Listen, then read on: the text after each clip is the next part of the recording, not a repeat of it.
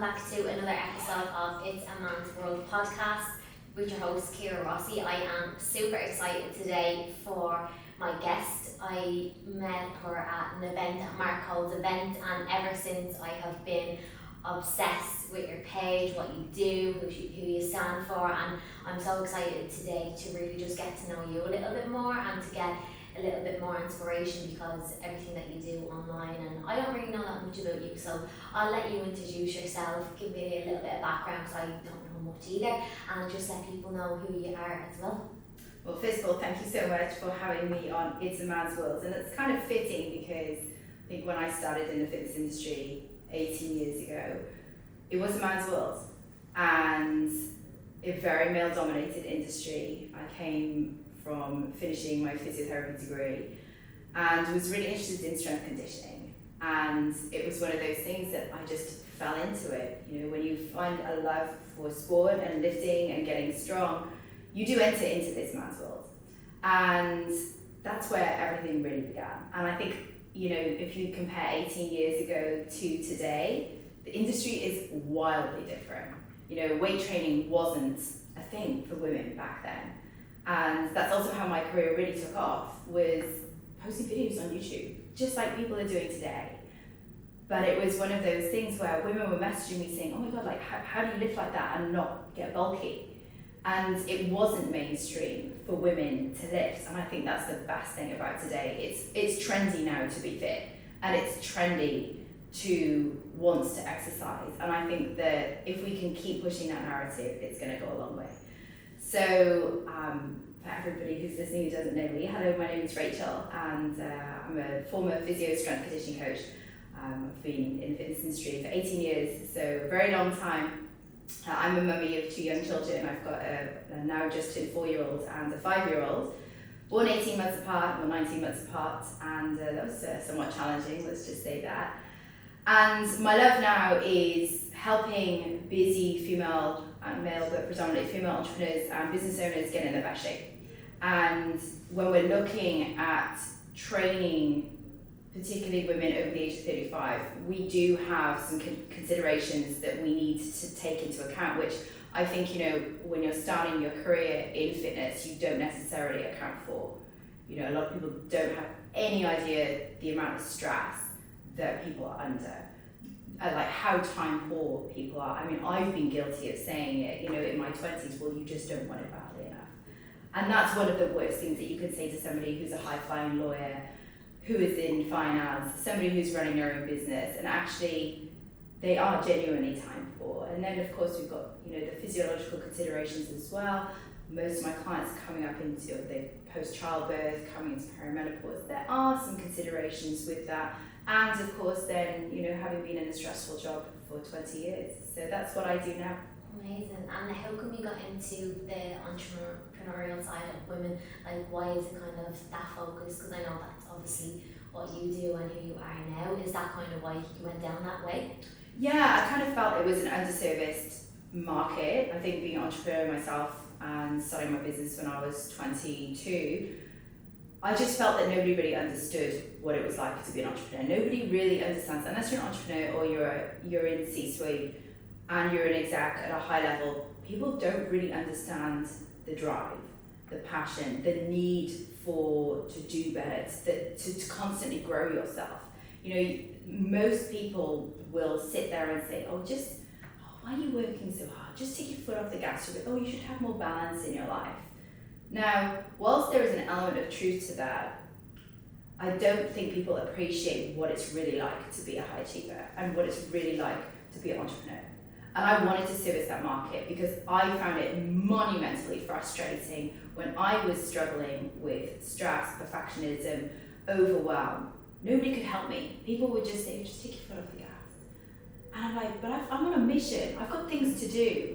And what I really needed to change was the driver behind it, because a lot of people come into entrepreneurship, or whether you do really well in your career, like there are certain traits that actually in the initial phases do accelerate your career. So being a perfectionist, being a people pleaser, being an overanalyzer, these traits whilst they will eventually become the glass ceiling, they do accelerate you in your career in the early days. You know, that's if you look at most high achievers, they'll generally have these traits. But you get to a certain point in your career, and you realise that actually that is the glass ceiling. And it is certainly the death of and the biggest roadblock to health optimization. So when I'm looking now at peak performance and health optimization, what we've really got to look at is the underlying traits of how somebody's operating in their day-to-day life, rather than just looking at, you know, their training and their nutrition. Whilst yes, that is important, and if you get that wrong, we're in big trouble. But really, that's the easy part. What we've really got to look at is why somebody does what they do. So as an example, one of my reasons why I pushed so hard in the early days was because I was a human doing, which meant that my self-worth and how I saw myself and my sense of significance came from being busy, overachieving, doing all of the things that people said that I couldn't do. It was this real, it's like one of those sort of benign, one of those sort of toxic traits that really, it will drive you forward, but it's, again, it can be very stressful to operate from that manner. Mm-hmm. And then when you realize that actually being a human doing and having your self-worth tied up in being busy and achieving all of the things is actually monumentally stressful, and it doesn't need to be that way. And so then you can turn that around, I think, when you get to know who you are, what you stand for, and where you're going in life. Then it becomes, oh my God, how can I not? Like, this is so exciting. So you go from being driven from this place of, oh, but I have to feel worthy, to, oh my God, I'm so excited, like, I get to do this, you know? And I think when we have that shift, and yeah, it takes a fair bit of work to get there, but when you have that shift, that is the point at which you become unstoppable. And so that is really the transition for me. And, you know, I think years of experience as well, like, you know, I've been a physio, I've trained children, right through to professional athletes, and like the whole cohort in the middle. And I think that the cohort that was underserviced and undervalued the most was professionals, executives and entrepreneurs, because most people do not understand the mindset, and that's why I married the two worlds together. I love that, it's amazing, and it's something that a lot of people don't do. Like, most mentors are males. Yes. And now even being able to see what you do for women that are listening as well, that obviously are performing at a really high standard. I think it comes back down to you, like, you hold yourself to a crazy high standard. And I remember at Mark's event when you arrived, I was like, who is she? I was like, oh my God. I remember sitting at the table and I was like, look at her, see. I was like, oh my God. I was like, if I could be like that one day, like, that is amazing. So obviously you go onto your phone, you look up someone on Instagram, and I was literally, when you started speaking, I was like so engrossed in your conversation, and just with you being a mom as well, because I think for a successful woman or someone that's so driven towards business and success and the life that they're on, your time in a way nearly does seem limited, and that's kind of where my podcast name came from as well. Like, you have to kind of fit into this societal norm, but for me, that's like a fear that I have. So maybe you'd be able to kind of delve into that a little bit more with me today, or anyone that feels a little bit pressured with time. Like, when you have kids, what are you doing? Are you thinking about that in the future? What are you going to do when you're like, I know what I'm doing, but that is obviously a fear that I have all this time now, and you said it totally does change when you've got kids. How do you stay on such a high standard with your physique, with your mindset, with your business and 2 kids and a relationship? Like, where does that all come together, and how? Because I'm fascinated by that. How the hell do you do it all? Yeah. Well, the truth is you don't, right? Truth is you don't do it all, and it's so funny because, like, I look at what you're doing with your business, and I'm like, that was me 15 years ago. You know, you were doing exactly what I was doing. I think the difference is, and I don't know whether you feel this, but I felt like a bit of a time pressure. I remember being sort of 26, and you know, my mum was a stay-at-home mum and my dad went out to work. It was a very traditional, you know, family in that sense.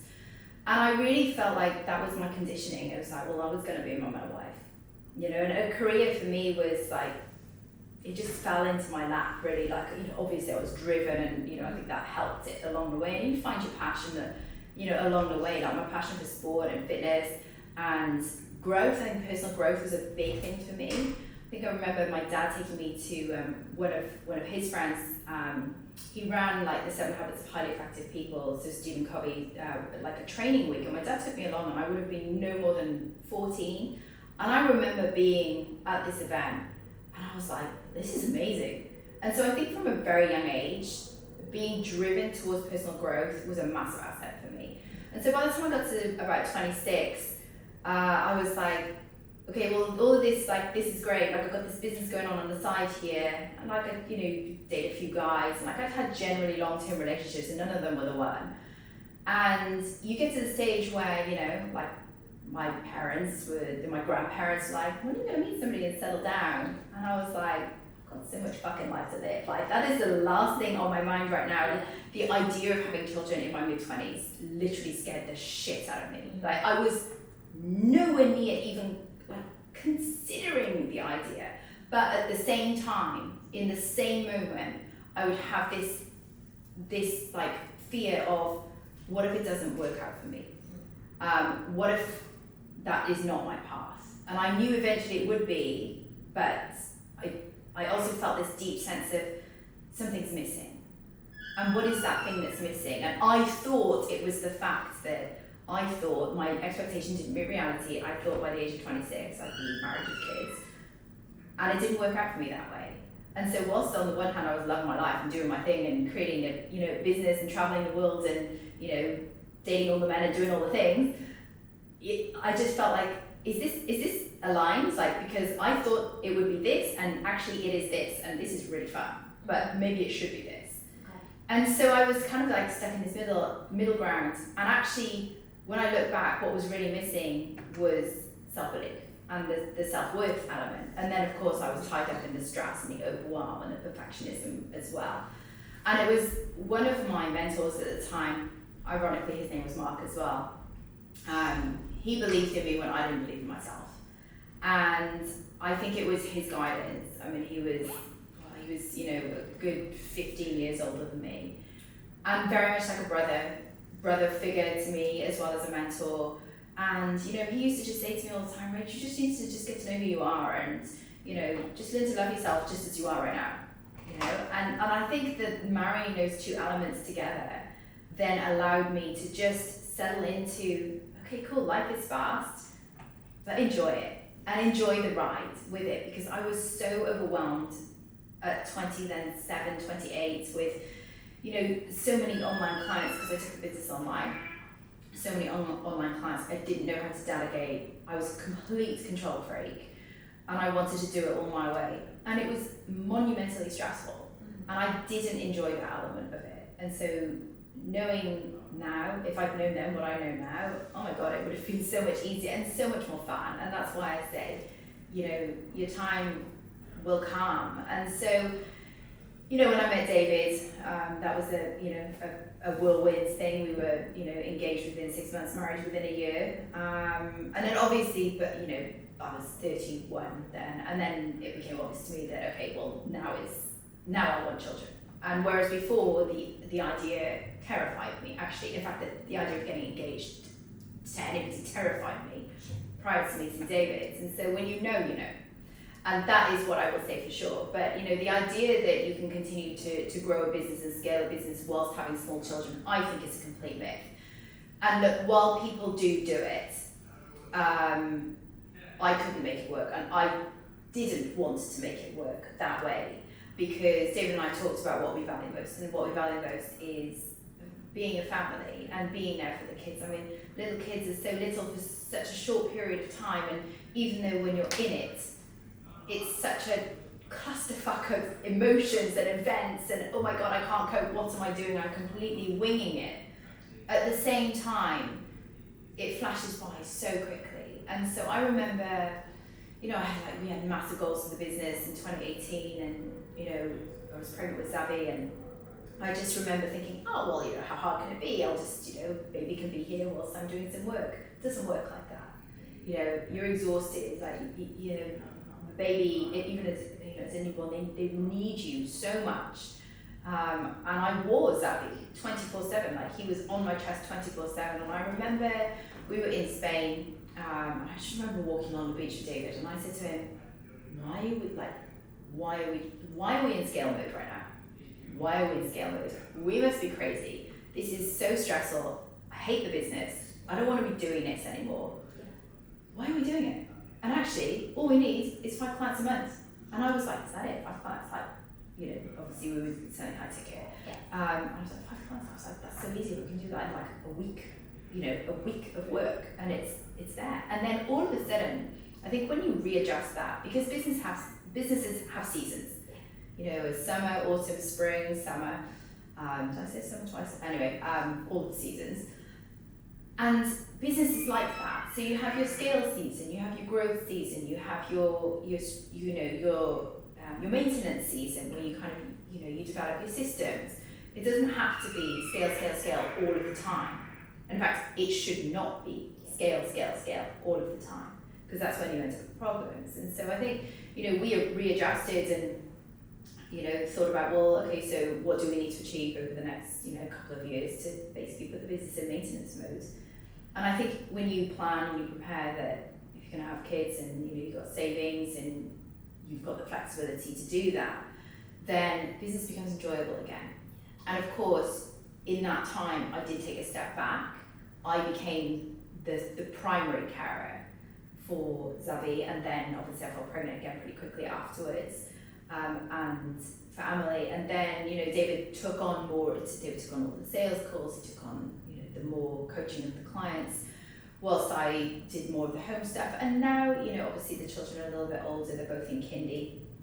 I can have a little bit more involvement in the business, but actually, in a way, it worked a lot better for us, because even though David and I are in business together, we have very different roles within the business. So I'm more of a why person, I'm very vision orientated, so if I see the vision and I'm like, go, whereas David's a lot more clear and strategic and calculated.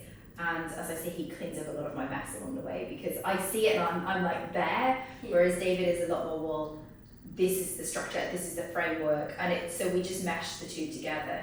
And so, you know, with our roles in the business now, obviously I do a lot more front of house, business growth, business development, and David does a lot more of the back end, the strategies, the frameworks, the coaching with clients. And yes, of course, I coach clients as well, but he does the majority of that. And so that's basically how we've made it work. How would I have made it work if it was my business? I would have had to have delegated and outsourced a lot more. I just happened to outsource and delegate to my husband instead. Amazing. We've got so many resources now, mentors, things that people never had back then. That's such a big thing now. That's really, if you are overwhelmed and if you're all over the place and scattered and you've got all these clients, like, you have mentors there that you can reach out to and get the help. And it's the people that don't, that think they can juggle everything. And I think you have to get the breaking point to know, okay, right, that's it now. Because I know myself, I've done that. I know I'll do it all. I was like, I don't need help. Why would I do that? But then you start getting people in, you start working with people, it's enjoyable again. And that's how I know it's not an exit strategy that I have. I love what I do, I love my team and everything, but I know that I can only handle a certain amount and I have other things to do. Same thing, I'm front of the business, I'm the face, and this is what it's all about. So if I haven't got time to do these type of things, who runs the back end? So it kind of all intertwines, but it's never like that at the start, and people don't ever see it like that either. And I get a lot of people that would say to me, so what do you do? And I'm like, oh, like, you don't understand how it works, I can't even get into that. But I think that's amazing that you two came together, and obviously you are so lucky that you have such a strong relationship and the family and everything. I'm sure you feel so grateful every day, do you? Oh, absolutely. You know, David is, and I think this is really important as well, is that the most important decision that you will make is the person that you spend the rest of your life with, because it is literally make or break for your emotional health, and it's make or break for your business. And I would argue that the most important decision within that decision is how emotionally fit you are and how emotionally fit the other person is as well. Because, I mean, obviously when I met David, I think, you know, both of us came together at the right time. Like, he was in his mid-30s, I was in my early 30s, and we'd kind of been seen and done it all. You know, we'd done the partying, we'd done the fun and the games, like, we'd done the hard business side of it. And I think, you know, when you come into a relationship in your 30s, you kind of know more about who you are, what you stand from, where you're going in life. And actually, I was really happy alone. And I think that's one of the biggest things. And he was also really happy alone. And so when you come together, you don't need each other. You want each other. And it's a very different energy. And, you know, David is like the most peculiar person on the planet. And he probably thinks that I'm wild, right? But I let him be him. And he lets me just do me. And I'm totally comfortable and confident in our relationship. And so there's like almost 3 people in our relationship. There's him, there's me, and then there's us. And you have to nurture all of them. And I don't need him, I want him. So I need, like, you know, if he wants to go and spend, you know, his weekends kayak fishing and spear fishing and whatever else he does underwater, I don't know, you know, go off and do it, because when he comes back, he's going to be more of himself and happier in his own skin. And so, you know, on the times where I want to go away and I, you know, go and see my friends, or I tell him I'm doing this, this and this, and he's like, okay, great, see you later. You know, and in that time, it's hard for him because he's got to look after the kids, or, you know, when he goes fishing, I've got the kids all day.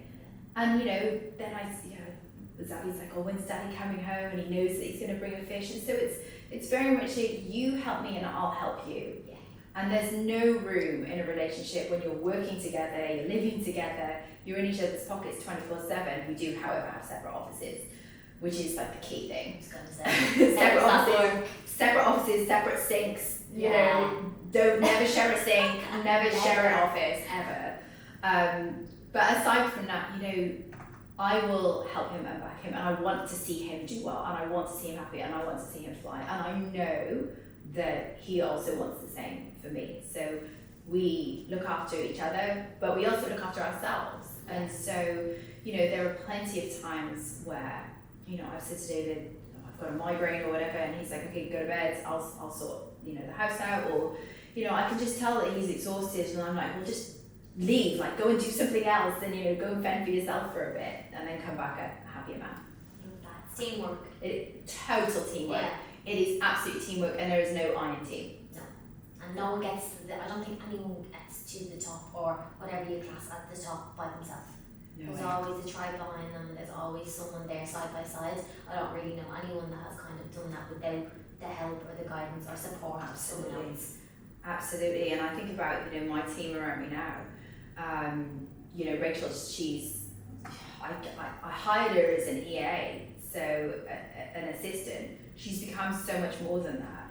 You know, she's like my 2IC in many ways, and she's just amazing. She's also a few years older than me, her kids are a little bit older than me, so she's sometimes my mummy mentor at times, you know, despite the fact that I employ her. She's amazing, and we have so much fun and so much banter.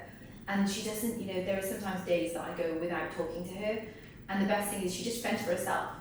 I'm like, one of the most frustrating things I think as a leader is needing to tell people what to do all the time. You know, when you have a team that's just self-sufficient and they'll come to you when they need something, that is like the golden, that's the best. That's the golden ticket. It is. It's like, oh my God, even when you come back and it's just all done, even when you haven't even have to ask or even say anything, but I think it takes so much time to find the right people as well. Like, I've gone through phases of not hiring the right people, not even knowing how to properly conduct an interview, because I was just going off my head and then being like, yeah, they're a lovely person, because I would fall for someone telling me what I want to hear rather than looking at like maybe the bad traits that they have, or even things that I wouldn't even ask awkward, hard questions, because I know if someone asked me that, I'd be kind of like, oh God, so to even ask questions like that now, and it kind of just all comes with growth along the way, because I would have never been able to even hold an interview for someone, you know. Absolutely, and especially if you're like me, I'm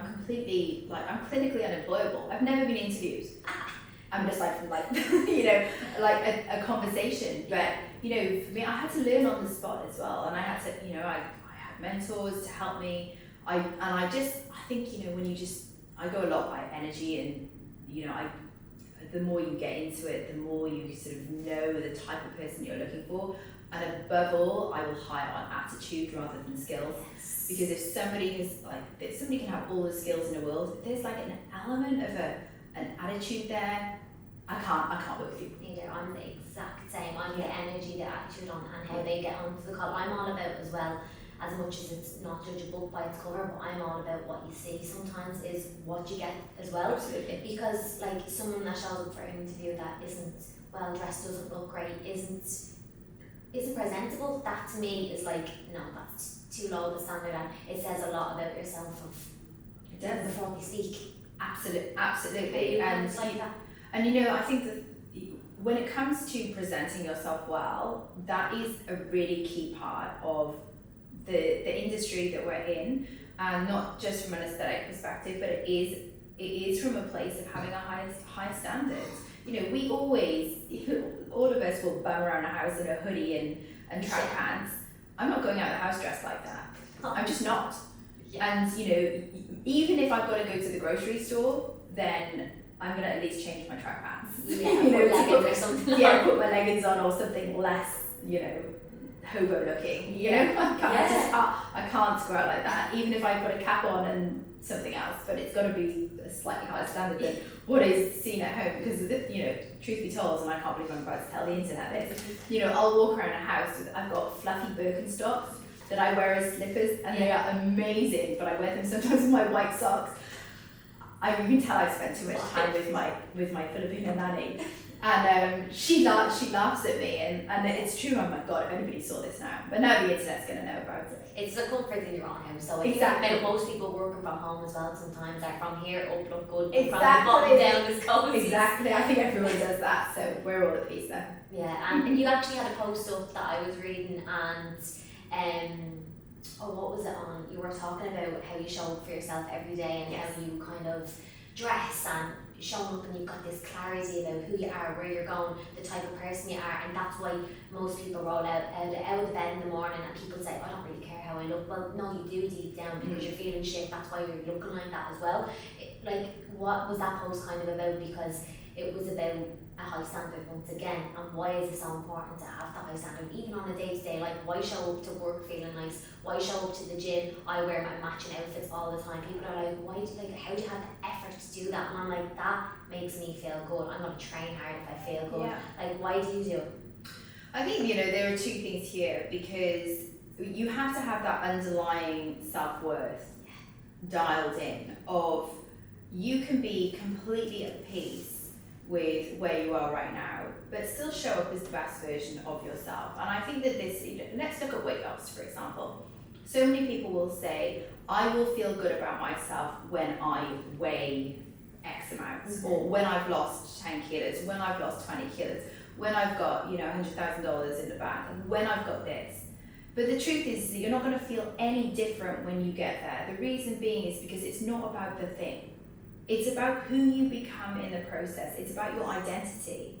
And so what drives somebody to earn that kind of money, when they've got that kind of money in savings, what kind of person is walking around fit, healthy, in shape, effortlessly, year round? It's because of their identity. It's not because of the work that they've had to do to get there, to feel that thing. You know, we've all been there where, you know, as part of everybody's journey, you will realise that you will achieve certain things in life, and honestly, you feel nothing. And I remember doing, you know, my first $250,000 year, and I saw it on my spreadsheets, and I felt nothing. And I was like, oh, is this it? And this was like back in, I remember it was 2013 when I did that. And I was like, where's my marching band of mice, you know, banging their drums around going, hooray, you did it. I felt nothing.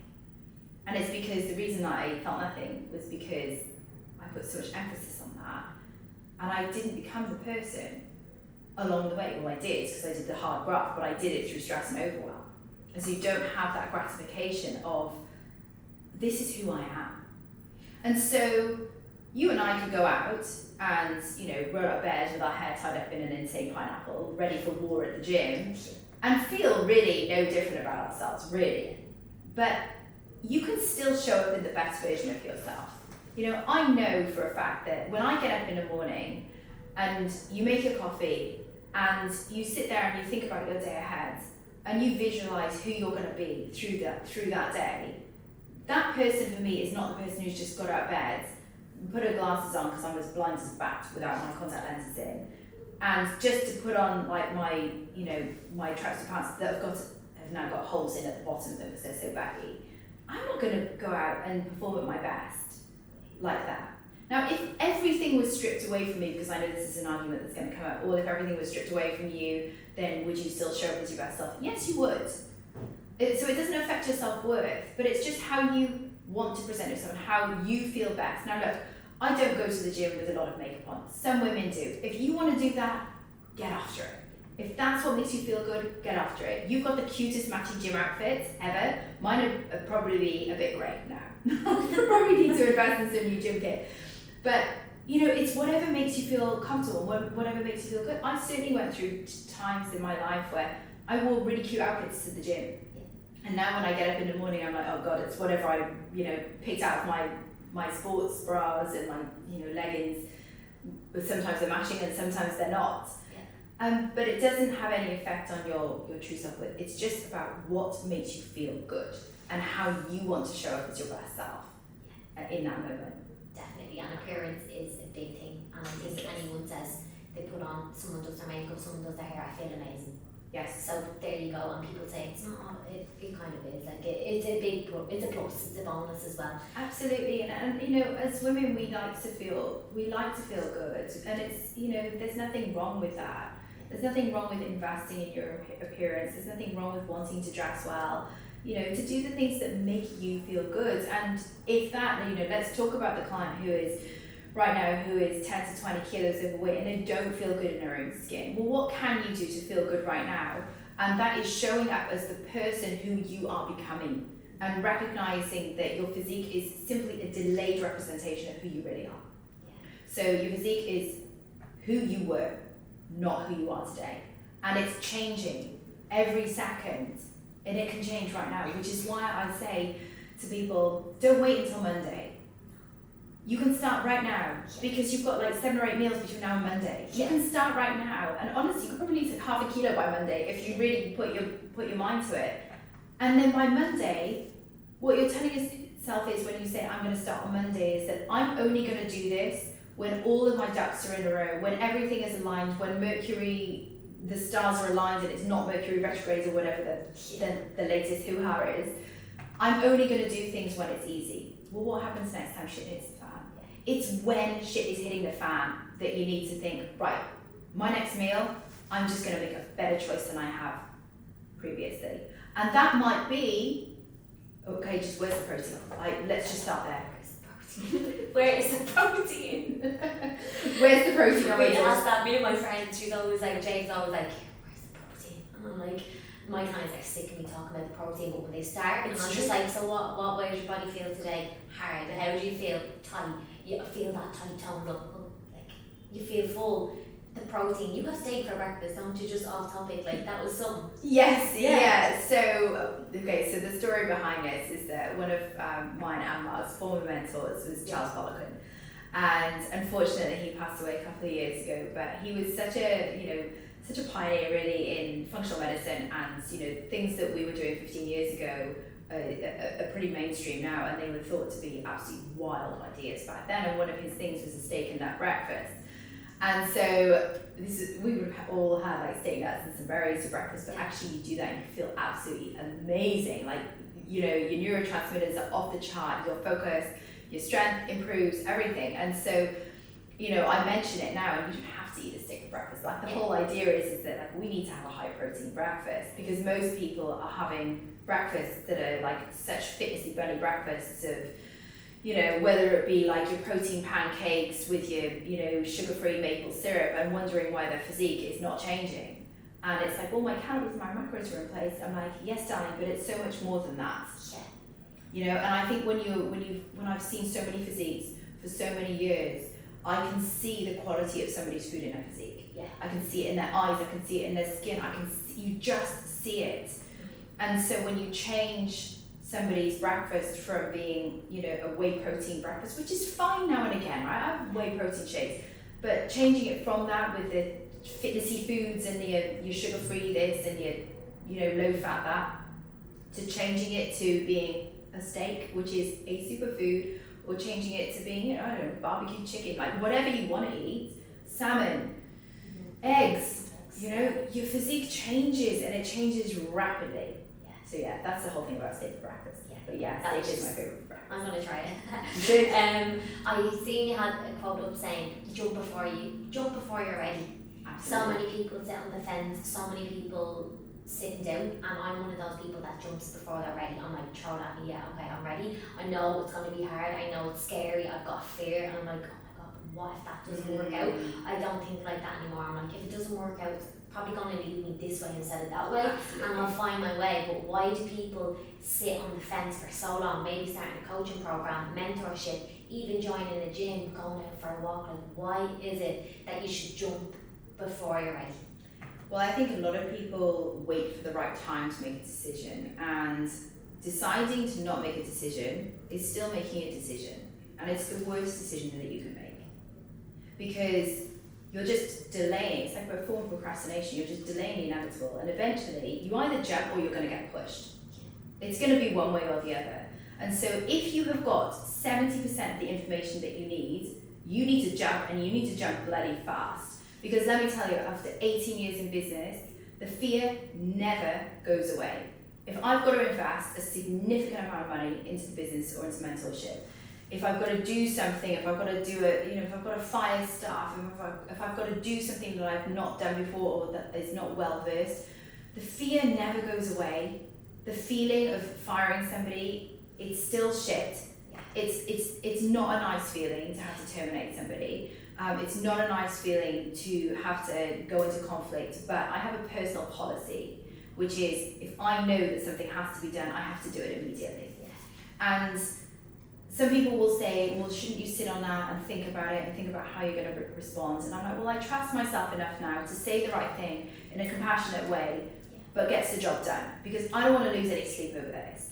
And I think when you wait for the right time, the moment has passed. Truly, it has.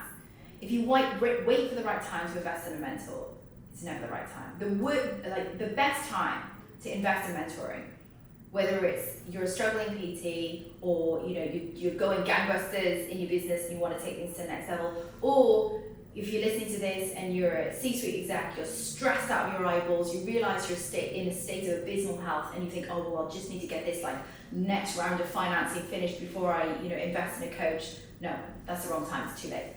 It's when shit is hitting the fan that you have to act. That is your call from the universe to say, do something. And that do something may not be hiring a mentor. It might be, I'm making the decision to eat better. I need to go for a walk. And I think when we were starting, I can totally appreciate that the gym, for a lot of people, can be a very intimidating place to be. Mm-hmm. But just understand that from somebody who's been around really big guys in a lot of gyms for a very long period of time. I started lifting weights when I was 13, and I'm now 40. I've been in a lot of gyms and a lot of experience. Most people have no idea what they're doing in a gym. And the second thing is that most people are there just to mind their own business. And so I really encourage you to step into a gym. If you're a woman listening to this, please go to a gym, because people do want to help as well. I have lots of women and men come to me and say, oh, my trainer's written this program, can you just tell me what this exercise is? And I'm like, sure, no worries. I'll show you, I'll happily show you. And I don't want you to come train with me, but I'm happy to show you. I'm just excited that you're coming to our playground, and you're here, and I want you to stay here. So I want you to feel comfortable. And I think, as somebody who is experienced in a gym, please say hello to people. If you see someone in a gym who doesn't really look like they're doing, don't go and help them. Just say hi to them. Just say hi. What are you doing? When are you training? Or just have a general chit chat conversation. It goes a long way. It goes such a long way, and I think the gym is such an amazing community place to be. And you can have, I was in the gym this morning, and there's all Australians in the gym at 5:30, and we have so much fun and so much banter in there. There's a guy there, he's in his mid-60s, and he's so funny, and he's so old school, and I'm like, oh, what are you training today? And he's like, back and buys. It's like that old school banter. And I think, if we can show people that the gym doesn't have to be an intimidating place. Don't listen to the nonsense on TikTok where you've got women saying, oh, well, he looked at me this way. And I'm like, you know, Men, people are gonna look Of at course anyways. they are. Like, we're looking at them. If you're able to oh my see god, them looking, like you're if you were in a gym next to me, I'd be looking and going, oh my god, she is so Try hot. out to Venus. I know, right? I'd be looking at you going, oh my god, she's so hot. I'm probably gonna have to go and tell her she's hot. Yeah, and I'm sure people look at you all the time and are like, what the hell? She is Probably. in condition, like amazing. Like people look. Of course they do. Of course they do. It's like, you know, you clock hot guys, you clock hot girls. Like if somebody's lifting seriously heavy weights, like you look at them. It's amazing. And you know, and if I see people who are overweight in a gym, I'm like, good for you. I love seeing that. That's my favourite. I look at that. I'm like, that is amazing. Like Good for she is you. trying hard, and like even if it's the smallest thing, they've got themselves there. They've walked through the door. The people that are sitting at home that never take action on stuff, they're the people that are probably saying, I wish that could be me. Absolutely. Yeah. Absolutely. So everybody, please come to the gym. It's a very friendly place to be. Yeah, that's my favourite few hours of the day. I go there and I'm like, I love chatting to everyone, saying hello, getting in. Yeah. It's a good, that's my social kind of time. My own time when I go, when I'm meeting people. But I had a question for you that I have on my phone here with some ideas. So, were you scared about becoming a mom? Because obviously, as I said before, you're so independent, and when obviously you met Dave, that was when you were like, that's my next step. But were you scared of that when you were running like your business and your training, and when you've got the body and stuff, were you scared of losing that? Because like that would be something in my head that I'm like, I know I would always keep the train up until I'm ready to go, and then afterwards, but like, were you scared of losing that independence and you time? I get asked this question a lot, more on the physique side of things. I've been a fitness model since I started when I was 22. I started doing surf mags and bikinis, and you know, and then I ended up doing oxygen covers and you know, more fitness stuff. I did compete for a very short period of time, and honestly, I hated it. I was going to ask you, did you compete? Hated it. Did you? The reason that I did it is because you know, people say you've got a great physique, you should compete. I hated it, and I know you're a prep right now. Get after it and see what you feel like. You know what? Like, I'm shit at dieting. I'm not a dieter. Like, I eat healthy food and I'm really healthy, and as a result, I've got a fairly decent physique. Like, honestly, like that is the secret. There is no other secret. I don't do crazy stuff. I lift weights 3 times a week.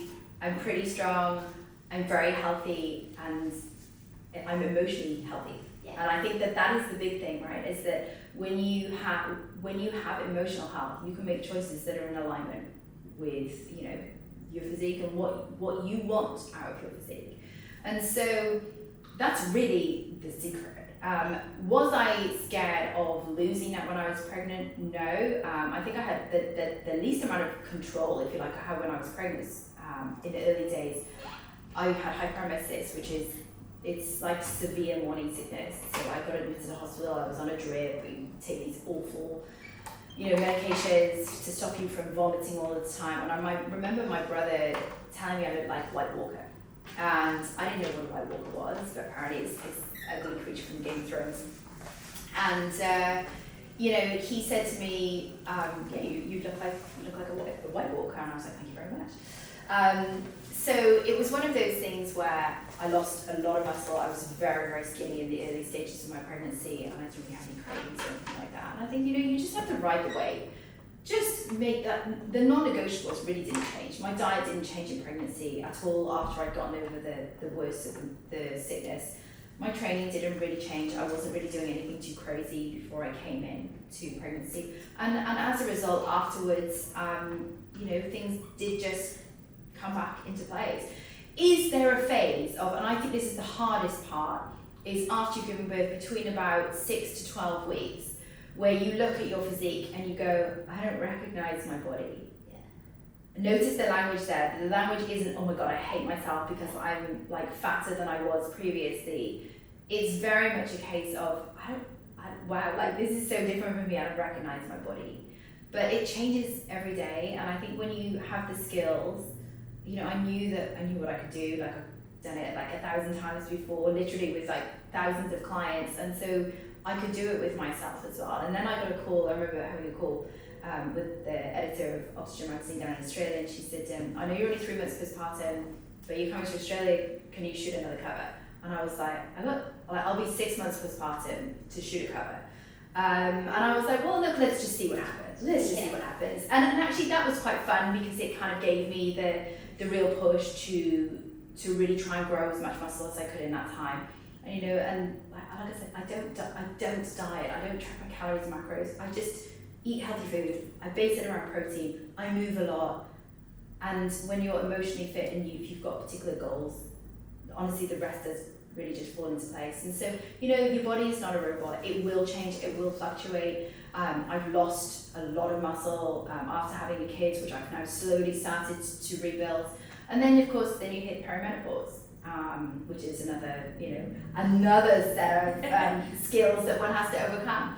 So yeah, I think it's one of those things that you don't need to worry about your physique. It will always be there when you have your non-negotiables, and you've been doing this for years as it is. And so just enjoy the ride. That comes down to consistency, doesn't it?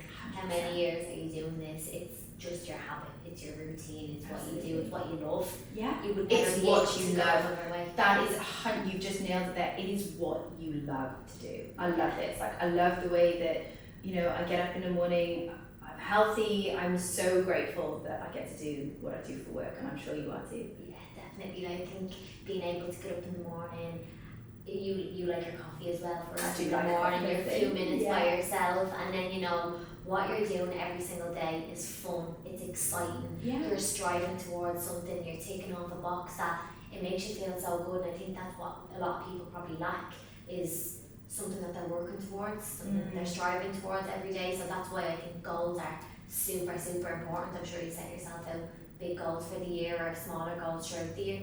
Also, I think when you get to 40, is you're a life athlete. You know, it's not about training for anything in particular. You know, I train for life. Yeah.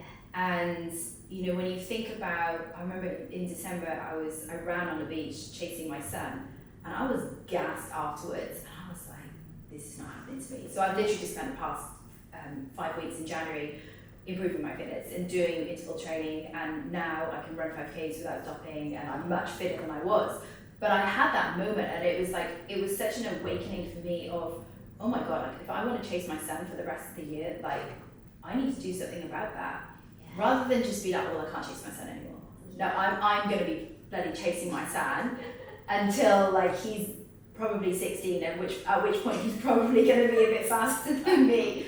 But you know, we've got 10 years to get there. Yeah. But at some stage, I'm sure he's going to beat me. But I'm going to work really hard so that I can stay fit and I can stay active, because you know I still want to be skiing when I'm 60. And you know, and I think this is the shift that happens over 40s. You start thinking about, oh God, like what do I want to be doing when I'm 60, 70, 80? You know, your grandparents start getting older. You start seeing frail people, and you think like you can project forwards.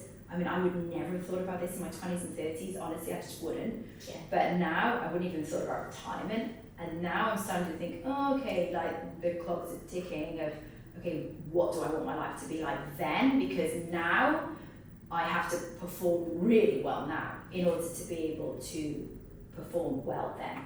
You're looking at the longevity of everything. Absolutely. I remember when I was like 18, I was like, no. I remember looking at my passport.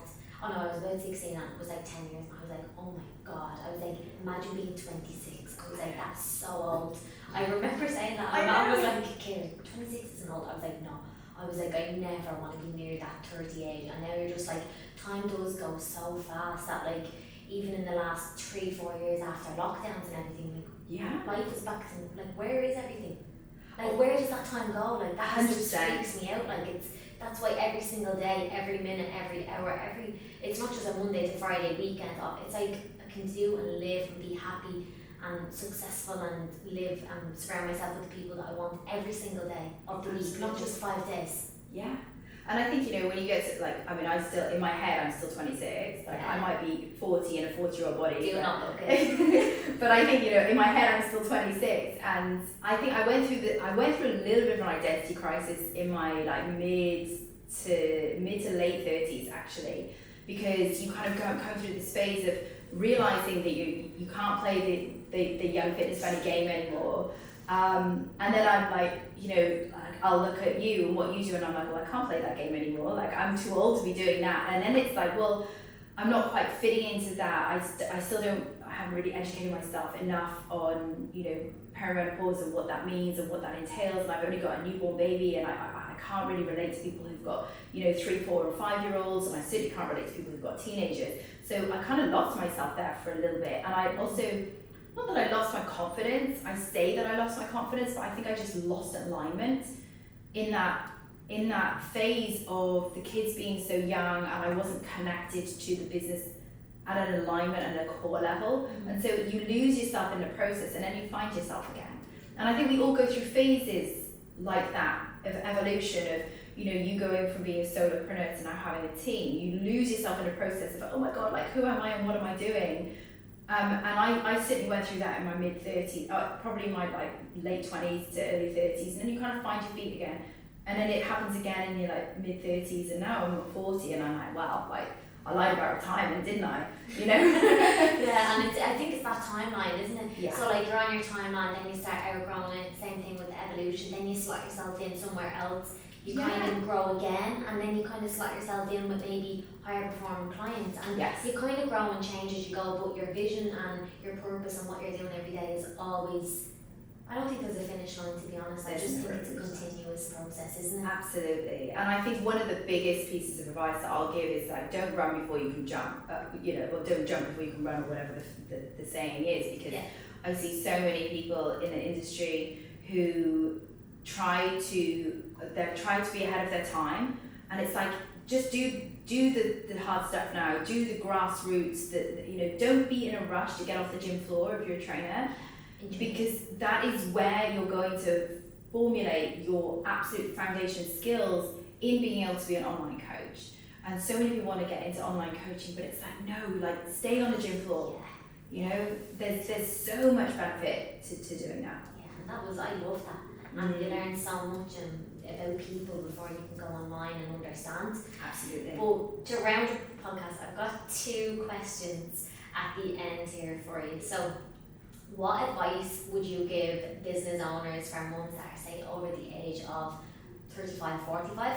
What advice would you give for them that feel like they're not the priority, the business is, the family is, they keep everything together, they feel a little bit lost, and maybe they feel like their time is up and it's the kids' time, because I think that's where you do feel that feeling of what am I doing every single day? And for younger versions, so 2 ages, so the older generation and then the younger generation of entrepreneurs that are coming up, and they feel this pressure with the society, what advice would you give these business owners? Because I feel like that's kind of what I want to round it up on. Advice. So for, I was going to say the older generations, my generation. Excuse me for saying that, 30 to 35 my generation, if you're over the age of 40, if you're over the age of 35, here's what I would tell you to do. That, and I know this for sure, that unless you put your own oxygen mask on, the whole energy, the whole vibe, and the whole health of your entire household will decline. So unless mummy is putting herself first and mummy is optimizing her health and her performance, you are never going to make the money that you are capable of. You are never going to become the person that you are capable of. And fundamentally, you are playing at a level that is beneath you. Period. I don't care currently how much money you're making, how much you're winging it. You are still playing at a level that is beneath you if your health is not optimized. Period. So you have to prioritize your health. Now that doesn't mean quitting your job. It doesn't mean downsizing. It doesn't mean going to live like a nut. What it means is taking those small moments throughout the day to change your state, to be in a better emotional state, and to also then do the basics. Now, what do I mean by doing the basics? Making sure that you're moving, walking at least 10,000 steps every single day, right? And that doesn't, you can be on calls. I've got a friend of mine, she was a client, became a friend of mine. She ran a trading desk of one of the big banks here. She had her entire team wearing a Fitbit, going out for walking meetings, taking their calls, standing up. So it's not just about me. I've got a mission to change lives of 500,000 people through health and fitness. I cannot do that alone. I have to train one person who's then going to train her entire trading desk. Who's that person, one of those guys is going to take that home to his wife and I'd say, I bought you a Fitbit, right? We're going to do this as a family. That's how I'm going to change the lives of 500,000 people. And it starts with one person. And it's like this spreading effect. So you have to put yourself first. And as a result, you are going to feel better, you're going to make more money, you are going to be a better spouse, you're going to be a better mother. Because I know what it's like to be tired as hell, to not have your kids sleeping, to not be sleeping yourself, to have your hormones all over the place, and to have poor blood sugars, insulin resistance as a result. You know, just one night of poor sleep can induce insulin resistance. Like, that is an enormous stat that nobody is talking about. You are short with your kids, you are short with your husband, and that is a fact. And this is coming from somebody who, I'm aware of my state. I work in emotional and behavioural change, and I know how snappy I can be with my kids when I'm tired. Right? So health is absolute priority. And to the second cohort of my younger generation, I'm so jealous of you guys. Oh my God, I had the best days. You know what? Work hard, play hard. Yeah. Work hard and play hard. Go and travel. Go and do, you know, if you're single, go and date all of the guys. Go and date all of the girls. Go and travel the world and see life for what it really can be. But work hard and have a mission. And that mission can change. And it's okay that mission changes. You know, what is important to you now may not be important to you when you're 40, but it doesn't matter. You don't have to always have it right. Don't be afraid of making mistakes, because the mistakes are what make you. You know, the times where I've literally thrown myself under a bus, and I've had my mentors throw me under a bus, where I have massively struggled with imposter syndrome, etc., etc. All I can say is, thank God they believed in me when I didn't believe in myself. Because I don't think you have all of the answers. And I think if you're humble enough to appreciate that as well, and to ask for help along the way, you know, like, we want to help you, I want to see you do well, but go and have fun with it. You know, don't make it all about work. It's not all about the money. Stick some money aside, yes, have some savings to do, you know, for a rainy day, but go and have fun, because life is so short. Big time. And I think if you're not enjoying it, there is no point, because it will come to a point where you say this isn't enjoyable anymore. Absolutely, you know, and if that means saying yes to a wild weekend in Vegas, just go. I love it. Well, thank you so much. Thank you so much. Always, that was amazing. Where can people find you if they have any questions, or if they want to kind of look into what you guys do? So our website is chaselifeconsulting.com, or you can find me on Instagram at @TheRachelGodfrey. Thank you so much Thank you for so much coming on, and I hope one day that I'm like you. You're an amazing inspiration to so many of us. And we actually went to a beach club 2 weeks ago, and everyone that was at Mark's event, we were chatting, and we were all sitting around on the beach having like a bit of downtime. Why wasn't I invited? I actually said, I was like, Rachel has come on to that, and they were like, oh, when? So everyone is like, we were just blown away, especially from a strong, independent woman that has her shit, as you might say, maybe not together, but you definitely do. Like, you're definitely an inspiration to all of us. So thank you so much for coming on. Thank you so much for having me. I really We will appreciate see it. you on the next episode.